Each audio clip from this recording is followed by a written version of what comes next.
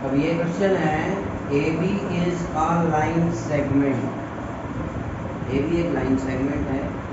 बहुत से क्वेश्चन होते हैं जिनमें फिगर गिवन होती है, बहुत से क्वेश्चन होते हैं जिनमें फिगर नहीं होती, हमें बनानी होती है। तो सबसे इम्पोर्टेंट पार्ट होता है फिगर ड्रॉ करना, ठीक है, पहला।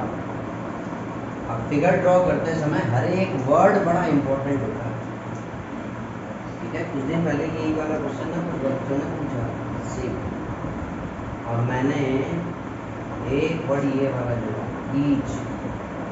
बहुत देर तक मैंने पता नहीं क्या हुआ, रीजन ध्यान ही नहीं रहा, इसको ईच भी लिखा है, अब फिगर सही सेट हो ही नहीं रही। मैंने कहा क्वेश्चन में मिस्टेक है। यही ईच, यही इसलिए कह रहा हूँ कि हर एक वर्ड इंपॉर्टेंट होता है, बहुत बड़ा डिफरेंस क्रिएट कर देता है ये ईच वर्ड यहाँ, और करेक्ट फिगर बन जाती है इससे। A B is a line segment. चलो पहले हमने लाइन सेगमेंट बना लिया। A B is a line segment.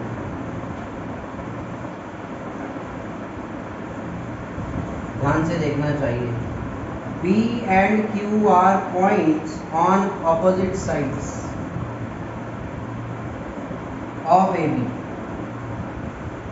P और Q AB की ऑपोजिट साइड में है, मतलब अगर एक तरफ P है तो एक तरफ Q है, ठीक है।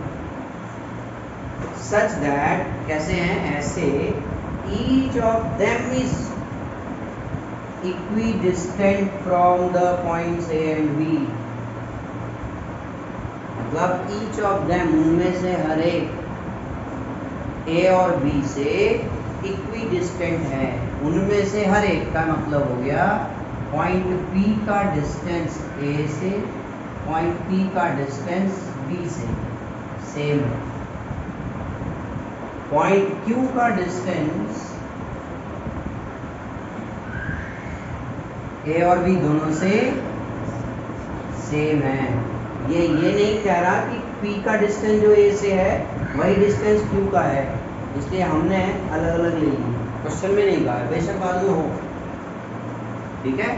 क्वेश्चन में जो कहा है P and Q are points on opposite sides of AB, each of them, उनमें से हर एक इक्विडिस्टेंट है पॉइंट A और B से। पॉइंट P A से इक्विडिस्टेंट है और B से, A और B से इक्विडिस्टेंट है, पॉइंट Q A और B से इक्विडिस्टेंट। ये फिगर बनी। अब प्रश्न है, show that the line PQ is perpendicular. Line PQ के बारे में कहा जा रहा है, तो P से Q को ज्वाइन कर देंगे हम, ठीक। क्या प्रूव करना है, परपेंडिकुलर बाइसेक्टर है AB की। फिगर तो सही बनाई थी, लेकिन मैं इसको प्रूफ कैसे करूं, तो आया नहीं, तो मैंने कोई बात, अब प्रूफ की तरफ समझेंगे, ठीक है ना। Given PA is equal to PB, QA is equal to QB, ये इक्वल होगा।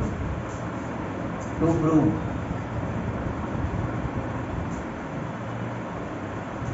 PQ is perpendicular to AB, PQ is bisector, ये लिखा है, perpendicular bisector of AB। अब अगर AB की बाइसेक्टर है का मतलब है, यहाँ पर एक पॉइंट ले लें R, तो हमें क्या प्रूव करना होगा, AR is equal to BR। और परपेंडिकुलर होने के लिए ये एंगल हमें क्या प्रूव करने होंगे, चारों में से कोई भी एक राइट एंगल, ठीक है। एक सिरे से चलते हैं, समझ में आता है कि क्या प्रूव करना होगा और उसमें हम क्या यूज नहीं कर सकते और क्या कर सकते हैं, तो आइडिया हो जाता है कि हाँ यार, ये वाला ट्राइंगल ऐसे लेने से बात करेंगे। अब देखो, ये तो इक्वल दोनों अगर हो जाए, ऐसे कई क्वेश्चन हम कर चुके है ना, तो ये तो एंगल एक 90 का प्रूव कर रहा है। चलो हम ऐसे समझते हैं, ये 90 बनाना है, ऑब्वियसली ये 90 बनेगा तो इधर वाला कितना होगा, क्योंकि ये एक लाइन सेगमेंट है, वो भी 90 होगा, मतलब दोनों एंगल इक्वल, ठीक। एक पॉइंट, ठीक। दोनों इक्वल होंगे, लीनियर पेयर है तो दोनों का सम 180 हो जाएगा।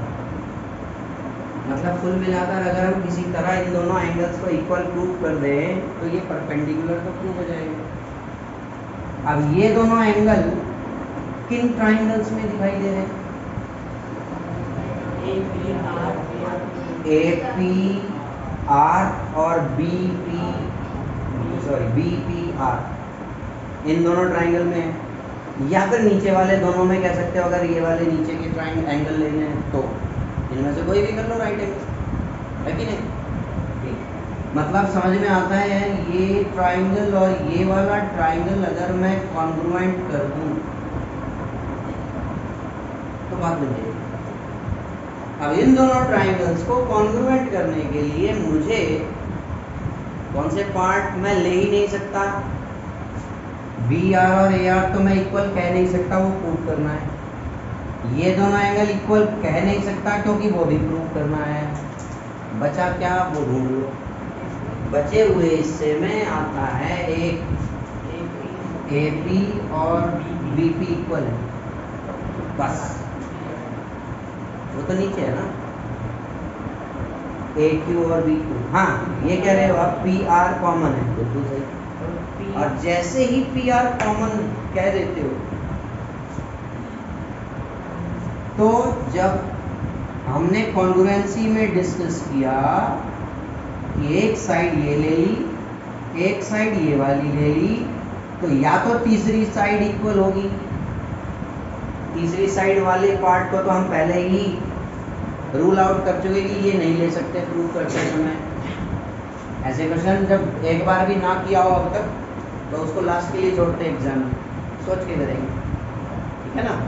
और जब अकेले सोचोगे ज़्यादा देर लगेगी। अब हम और आप डिस्कस कर रहे हैं तो इसलिए देर लगती हुई नजर आ रही है। आप सोचोगे इतनी देर लग जाएगी इसमें, तो फिर ऐसे करेंगे इतनी देर में, वो देर हम समझ रहे हैं आपस में। अकेले करोगे तो वो चीज़ें फटाफट फटाफट रिकॉल होंगी माइंड। ये दोनों साइड हो गई, तीसरी साइड ले नहीं सकते तो S इज रूल्ड आउट। कौन सी कॉन्ग्रुएंसी बची प्रिंस? SAS। और यही बेसिक है। SAS के लिए इस ट्राइंगल में कौन सा एंगल लेना होगा हितेश? इस ट्राइंगल में SAS अगर अप्लाई करना चाहें कॉन्ग्रुएंसी तो कौन सा एंगल यूज कर पाएंगे हम? या हम कर सकते हैं सिर्फ एंगल APR, ये वाला SAS, ये नहीं। मतलब अब आपका डायरेक्शन, उद्देश्य किधर चला गया? किसी तरह ये एंगल इक्वल हो जाए। एक चीज और सोच सकते हैं, ये और ये साइड इक्वल है।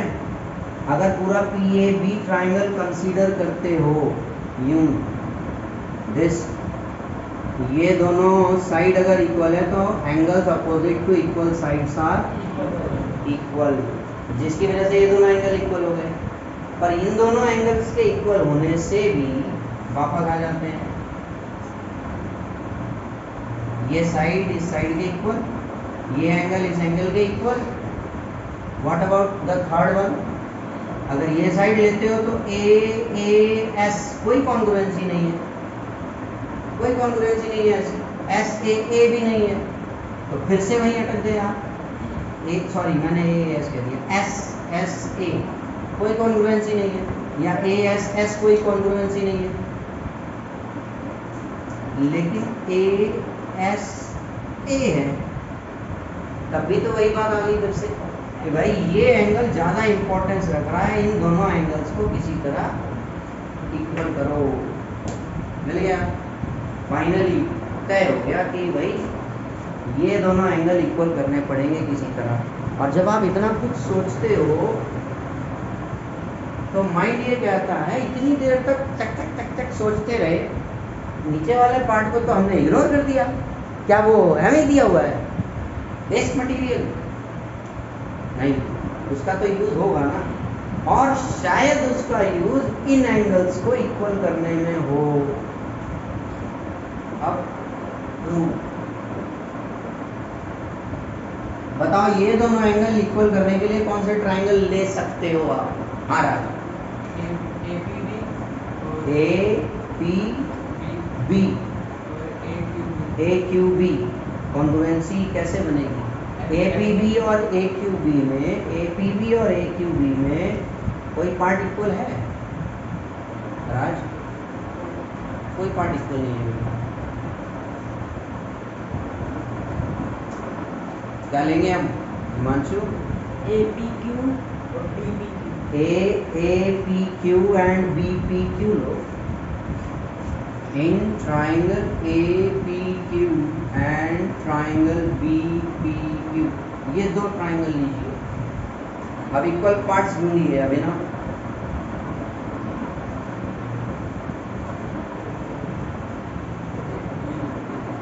ए P Q and B P Q,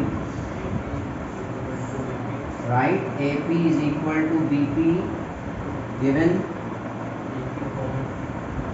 बेटा, पी क्यू इज कॉमन, दोनों ट्राइंगल में पी क्यू नजर आता है,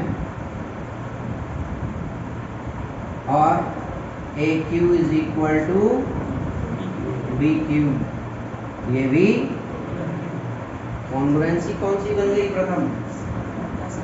S S S, by side side side congruency triangle A P Q, repeat, correspondence repeat कर लो, दो साइड उठा ली, यहाँ P कॉमन है, यहाँ भी P कॉमन है, थर्ड प्लेस बीच में सेकंड पॉइंट पे P, तो A की कॉरेस्पॉन्डेंस B से बनी, ठीक है? और थर्ड आ गया फिर Q। कॉन्ग्रुएंट हो गए। जैसे ही ये कॉन्ग्रुएंट हुए, ये दोनों angle, angle A P Q is equal to angle B P Q, corresponding parts of congruent triangles, ये दोनों एंगल इक्वल हो रहे हैं। Now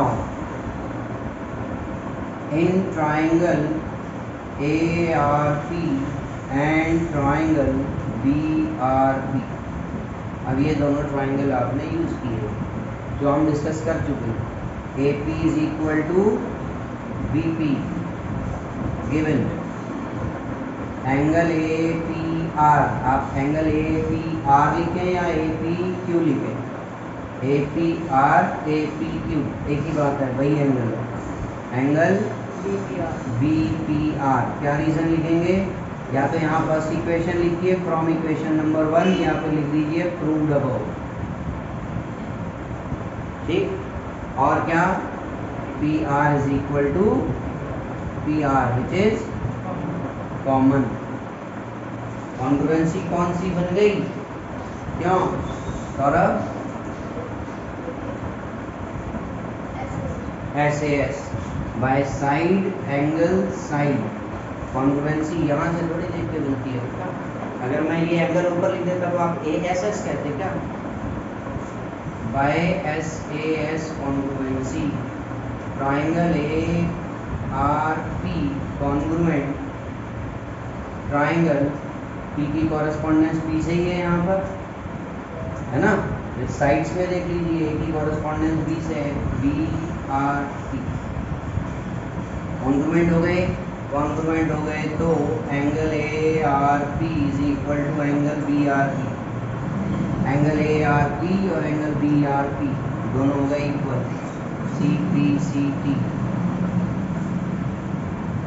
but they form linear pair also.